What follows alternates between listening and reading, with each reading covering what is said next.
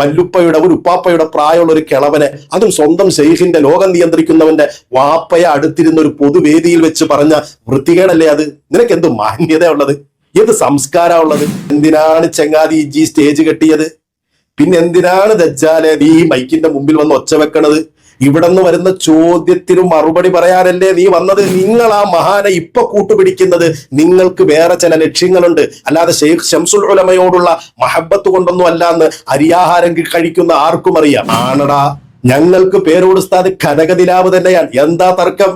ഞങ്ങളെ ഈ സുന്നത്ത് ജമാഅത്തിന്റെ ആശയം പറയാൻ വേണ്ടി പ്രചോദിപ്പിച്ചത്, പ്രേരിപ്പിച്ചത് ആ പണ്ഡിതന്റെ അധ്വാനമാണ്. നാട് നീളെ സുന്നത്ത് ജമാഅത്തിന് അന്നൊന്നും നീ മൊട്ടയിൽ നിന്ന് വിരിഞ്ഞിട്ട് പോലില്ല. ലക്ഷ്യം എന്താണ്? പേരോട് ഉസ്താദിനെ 4 ആളുകളുടെ മുമ്പിൽ നാഴികയ്ക്ക് 40 വട്ടം ചീത്ത വിളിക്കുക, തെറി പറയുക, വഹാബിയാക്കുക. എന്ത് രോഗാണിത്? ഇപ്പൊ ഈ ഓയിൽമെന്റ് ഇത് മുറിവിനുള്ളതാണ്.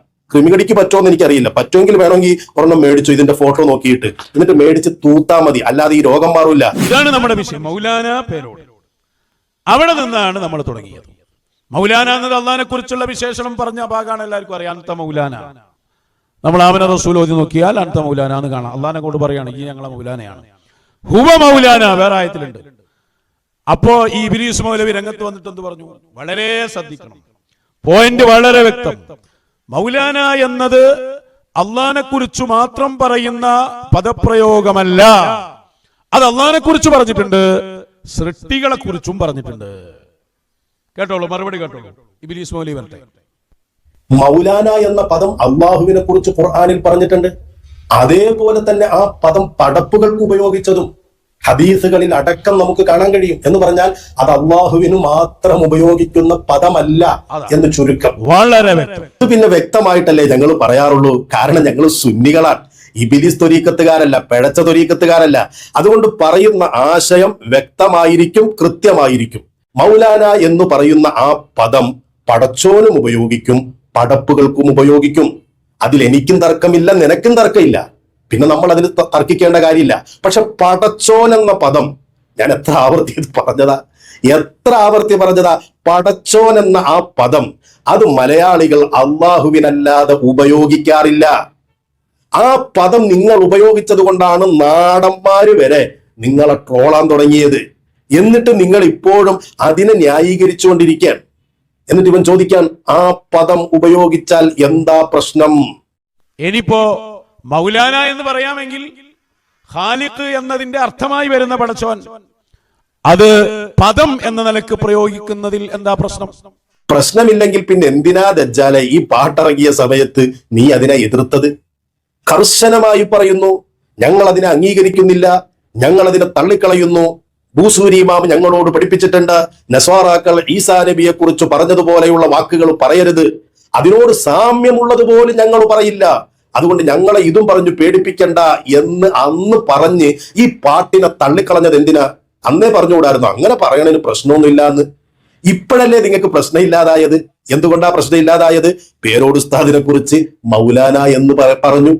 പേരോട് ഉസ്താദിനെ സ്നേഹിക്കുന്നവർ ഉസ്താദിനെ മൗലാന എന്ന് വിളിച്ചു. അപ്പൊ പിന്നെ പ്രശ്നമാക്കണ്ടേ? കാരണം ലക്ഷ്യം എന്താണ്? പേരോട് ഉസ്താദിനെ 4 ആളുകളുടെ മുമ്പിൽ നാഴികയ്ക്ക് 40 വട്ടം ചീത്ത വിളിക്കുക, തെറി പറയുക, വഹാബിയാക്കുക. അതല്ലാതെ ഈ പറയുന്ന കാര്യങ്ങൾക്കൊക്കെ എന്തെങ്കിലും അടിസ്ഥാനമുണ്ടോ? ഇപ്പൊ കഴിഞ്ഞ വീഡിയോയിൽ തന്നെ ഞാൻ ചൂണ്ടിക്കാണിച്ചു, കുഴഞ്ഞു കിടക്കണ വാപ്പ. എത്ര കൃത്യമായിട്ടാണ് നൗഷാദെ ആ വിഷയം ഞാൻ ഖണ്ഡിച്ചത്. അതിന്റെ മുശബ്ബഹ് നിന്നെ കൊണ്ട് ഞാൻ പറയിപ്പിച്ചു, ഞാൻ അത് അംഗീകരിച്ചു. അതിന്റെ മുശബ്ബഹു ബിഹി അതും നിന്നെ കൊണ്ട് ഞാൻ പറയിപ്പിച്ചു, അതും ഞാൻ അംഗീകരിച്ചു. അതിന്റെ വജുഹുശബഹും നീ പറഞ്ഞു, ഞാൻ അംഗീകരിച്ചു.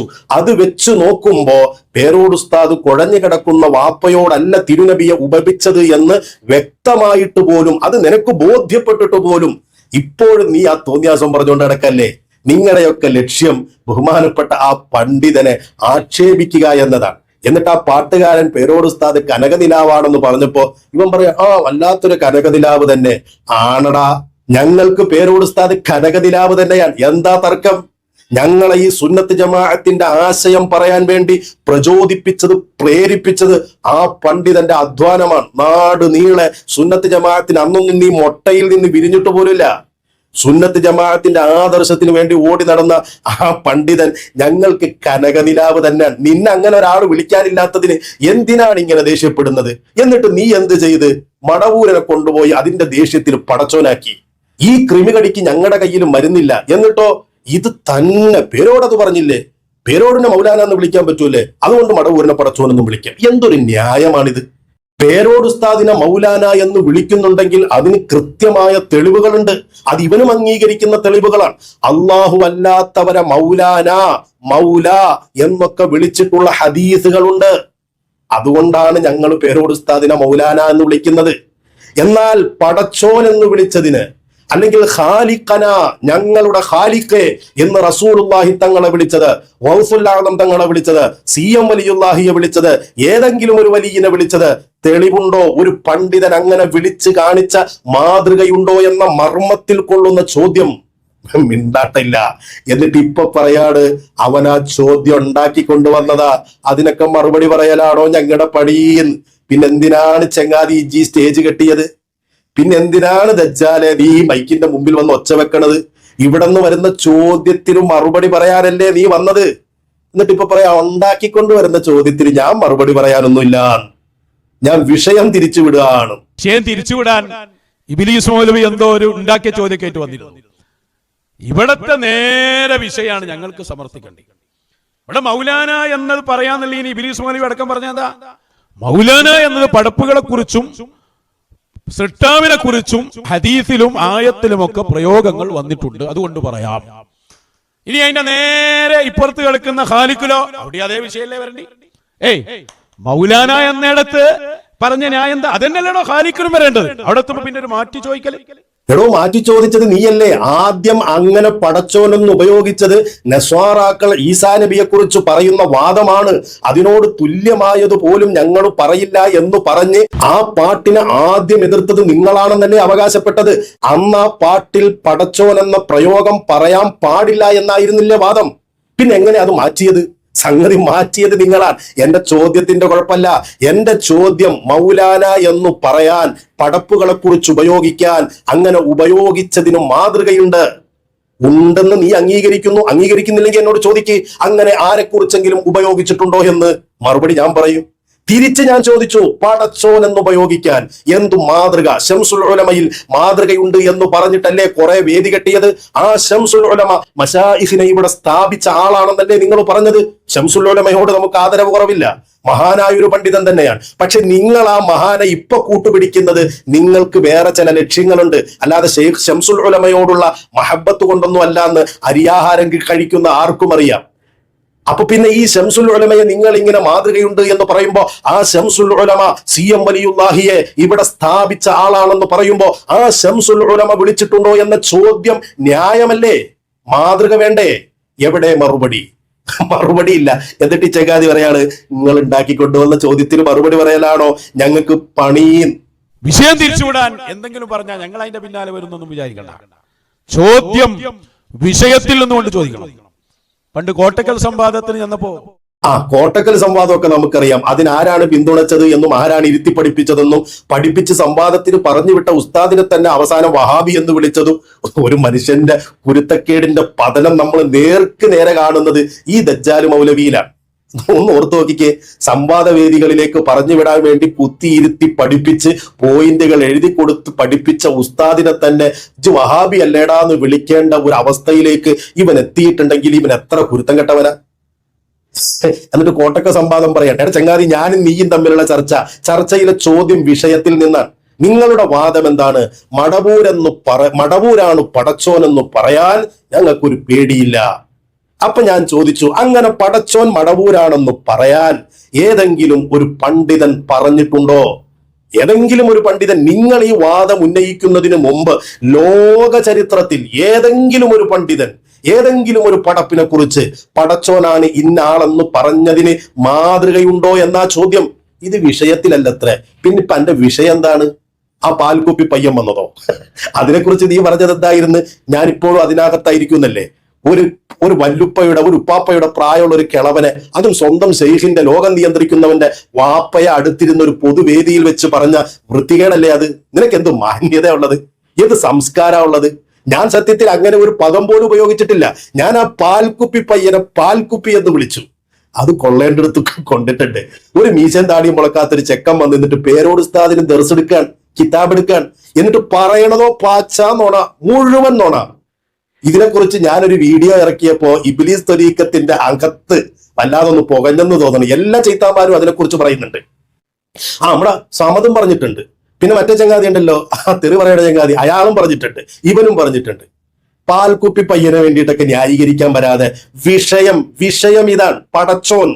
പടച്ചോൻ എന്ന പദം മലയാളികൾ ഉപയോഗിക്കുന്നത് അള്ളാഹുവിന് മാത്രമാണ്. അതിനകത്ത് നിന്ന് മറുപടി പറയാനുണ്ടെങ്കിൽ പറയും. ഈ പറഞ്ഞത് തന്നെ ഇങ്ങോട്ട് പറയാൻ, അങ്ങോട്ട് ഇത് തന്നെ. പേരോടിനെ മൗലാന എന്ന് വിളിക്കാമെങ്കിൽ മടവൂരിനെ ഞങ്ങൾക്ക് പടച്ചോനെന്നും വിളിക്കാം. ഇതാണ് ഇവരുടെ ന്യായം. എന്ന് പറഞ്ഞാൽ പേരോട് ഉസ്താദിനെ ആരും ബഹുമാനിക്കരുത്, പേരോട് ഉസ്താദിനെ ആരും ഇഷ്ടപ്പെടരുത്. കാരണം പേരോട് ഉസ്താദിനോടുള്ള ദേഷ്യം കുറച്ചായല്ലോ തുടങ്ങിയത്. ചെവിക്ക് പിടിച്ച് പുറത്തേക്ക് ഇട്ടതാ. കുരുത്തക്കേട് കാണിക്കാൻ നോക്കി ഇതിനകത്ത് നിന്നിട്ട് കുത്തിത്തിരിപ്പുണ്ടാക്കി. അപ്പൊ പിന്നെ എന്ത് ചെയ്തു? പിടിച്ചങ്ങ് പുറത്തേക്ക് ഇട്ടു. അതിന് നേതൃത്വം കൊടുത്തത് പേരോട് ഉസ്താദാണ്.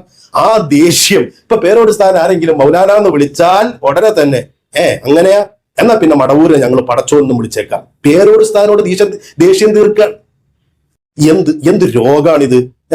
ഇപ്പൊ ഈ ഓയിൽമെന്റ് ഇത് മുറിവിനുള്ളതാണ്. കൃമികടിക്ക് പറ്റുമോ എനിക്കറിയില്ല. പറ്റുമെങ്കിൽ വേണമെങ്കിൽ ഒരെണ്ണം മേടിച്ചു, ഇതിന്റെ ഫോട്ടോ നോക്കിയിട്ട്, എന്നിട്ട് മേടിച്ച് തൂത്താ മതി. അല്ലാതെ ഈ രോഗം മാറില്ല. സുന്നികളാകുന്ന ഞങ്ങളുടെ മുമ്പിൽ അടിയറവ് പറഞ്ഞിട്ട് ആയുധം വെച്ച് കീഴടങ്ങിയിട്ട് ഇനി പുതിയ വിഷയം ഉണ്ടെങ്കിൽ നോക്കാം എന്ന് പറഞ്ഞ് ഓടി രക്ഷപ്പെട്ടാൽ സമ്മതിക്കൂല ഞങ്ങള്. മറുപടി പറ ചങ്ങാതി.